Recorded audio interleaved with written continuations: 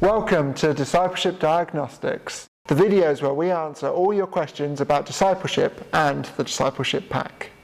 Today's question comes from Sean in Chipping Norton. Okay, so my question is, how do I get started with discipling someone?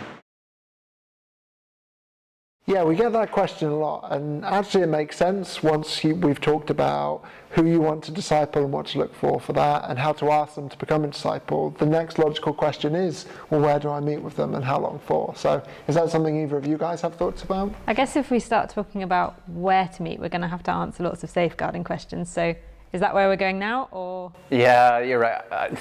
We probably need to shoot a different video about safeguarding, so add that one to the list, I guess. But I think for now, just to say, it is really important that your church has a good practice guidelines for meeting with young people spelled out. So that's an important piece to have.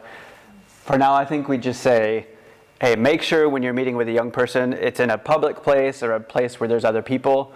Never meet alone in a building or in a room with a young person. Okay, great. So we're agreed that we'll probably touch on that a bit later.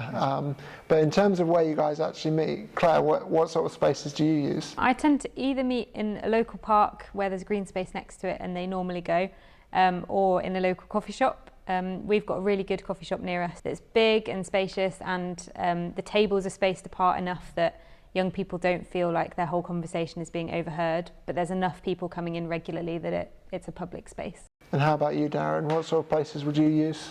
One time when we were doing some training for our lead level young people, the person doing the training said, "What do you think the job of your youth minister is?" And one of the teens said, "To take us to McDonald's."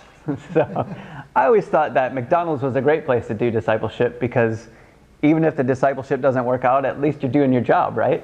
Despite my best efforts, we don't actually have a McDonald's in the town I work in, so I tend to just use the coffee shops that are around. And actually, I think it's important as well to be creative in when you're using that. So something we've done is actually use the church service times when the kids would go out for Sunday school.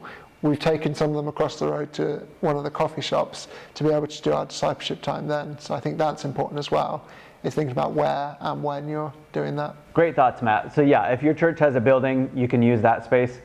I've run discipleship in somebody's front lounge, ask their parents if it's okay, but just be aware that that young person may be a little more hesitant to share if they feel like their parents might be listening in. And if my husband Ben was here, what he would say is that the boys he meets with need to do something active. So he really enjoys going for a walk or a cycle ride or something, and finds that they're much more talkative when you're doing something practical together, and then trying to have a conversation rather than sitting across from someone at a table can feel a bit intense.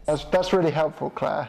So I think we've kind of talked about where we can meet, but what are your guys' thoughts on how long we should meet for?